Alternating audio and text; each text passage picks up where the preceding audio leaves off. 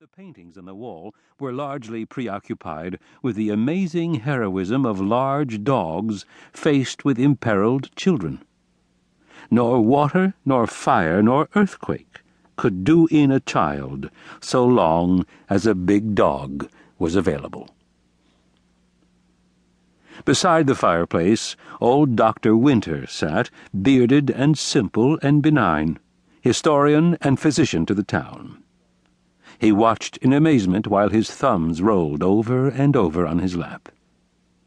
Dr. Winter was a man so simple that only a profound man would know him as profound. He looked up at Joseph, the mayor's serving man, to see whether Joseph had observed the rolling wonders of his thumbs. 11 o'clock?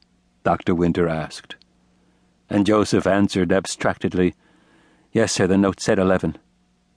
"You read the note?" "No, sir, His Excellency read the note to me."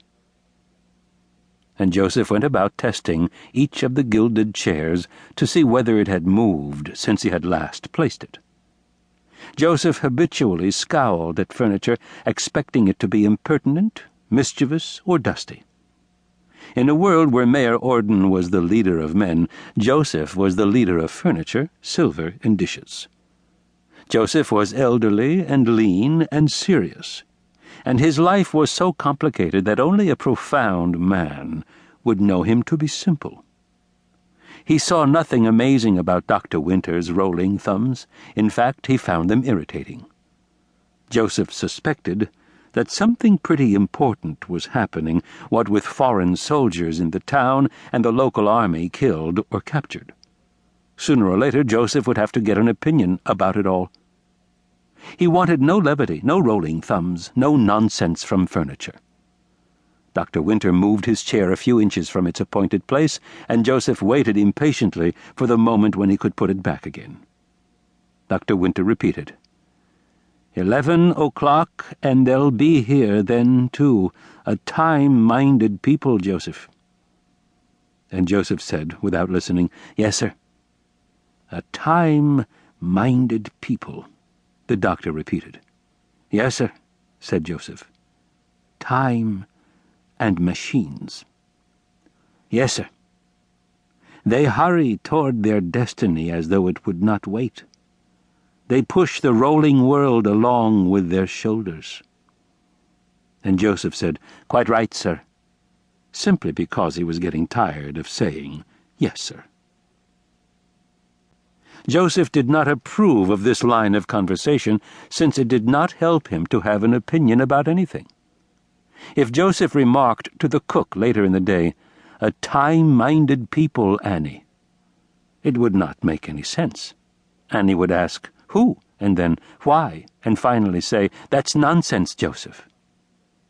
Joseph had tried carrying Dr. Winter's remarks below stairs before, and it had always ended the same. Annie always discovered them to be nonsense.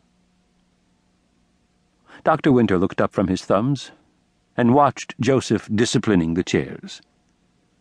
"What's the mayor doing?" "Dressing to receive the colonel, sir."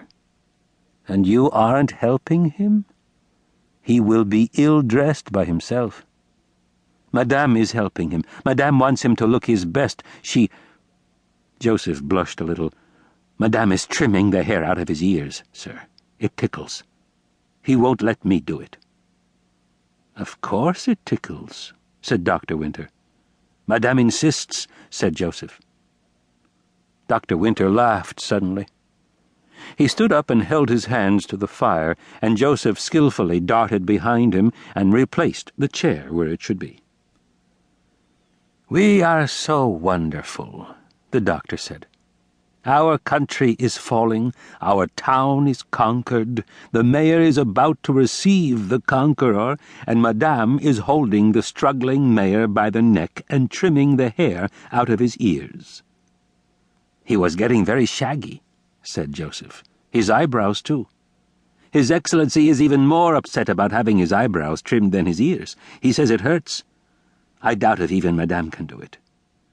"She will try," Dr. Winter said. "She wants him to look his best, sir." Through the glass